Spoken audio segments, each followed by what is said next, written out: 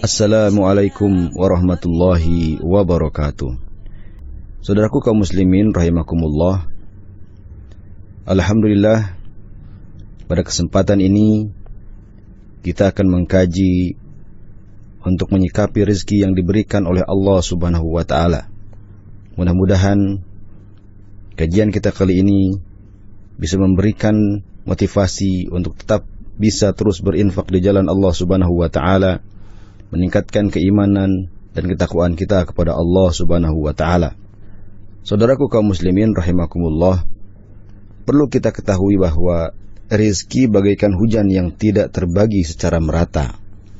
Hujan terkadang turun di daerah pegunungan, tidak di padang sahara atau sebaliknya.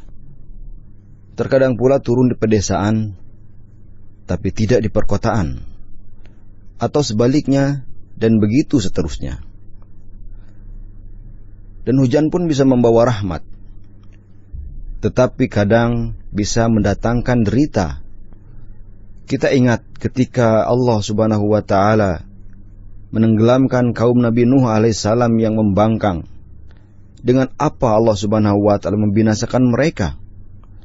Yaitu dengan hujan yang menyebabkan banjir yang sangat dahsyat.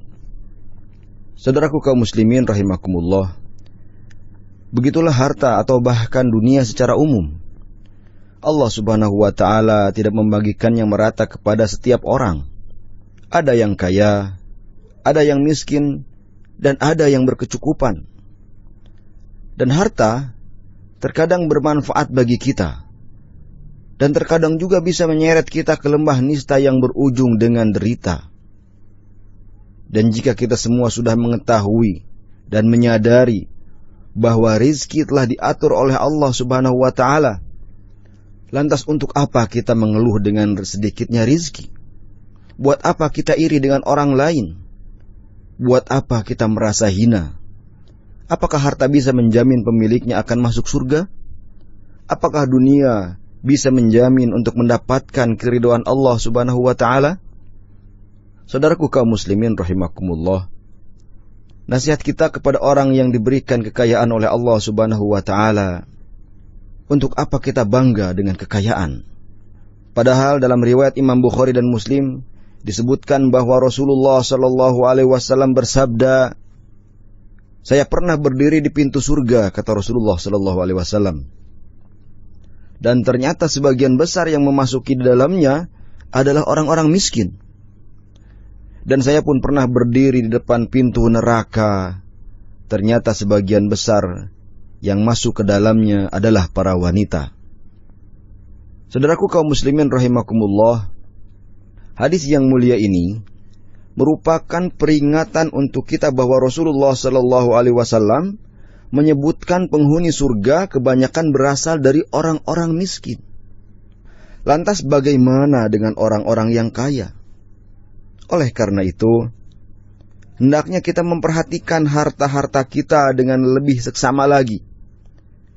Dari mana harta itu diperoleh, dan bagaimana harta itu kita belanjakan. Berkaitan dengan hal ini, An-Nasa'i dan Ibnu Majah pernah meriwayatkan bahwa Rasulullah sallallahu alaihi wasallam bersabda, orang-orang fakir yang beriman akan masuk surga Allah Subhanahu wa taala mendahului orang-orang kaya selama setengah hari di akhirat, yang setara dengan 500 tahun di dunia.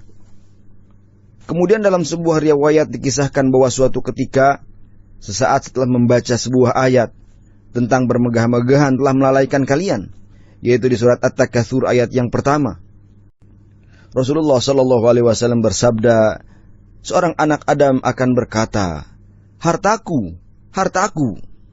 Allah Subhanahu wa taala pun berfirman, "Wahai anak Adam, tidaklah engkau mendapatkan sesuatu apapun dari hartamu, kecuali apa-apa yang kamu makan, kemudian kamu buang, serta apa-apa yang kamu kenakan, kemudian kamu menjadikannya lusuh, atau apa-apa yang kamu sedekahkan, kemudian kamu lupakan."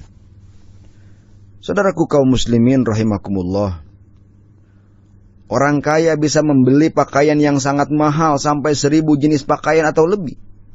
Tapi Apakah dia bisa memakai semuanya dalam satu waktu? Jawabannya tentu tidak. Saudaraku kaum muslimin rahimakumullah, harta yang banyak ketika pemiliknya wafat, apakah akan dibawa mati pula? Tentu tidak. Dan harta tersebut akan menjadi hak ahli warisnya. Jadi, apa sebenarnya yang dicari di dunia ini?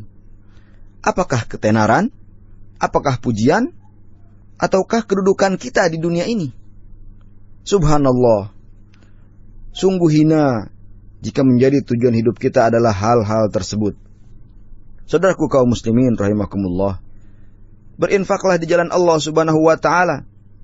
Bukalah pintu-pintu kebaikan untuk orang lain.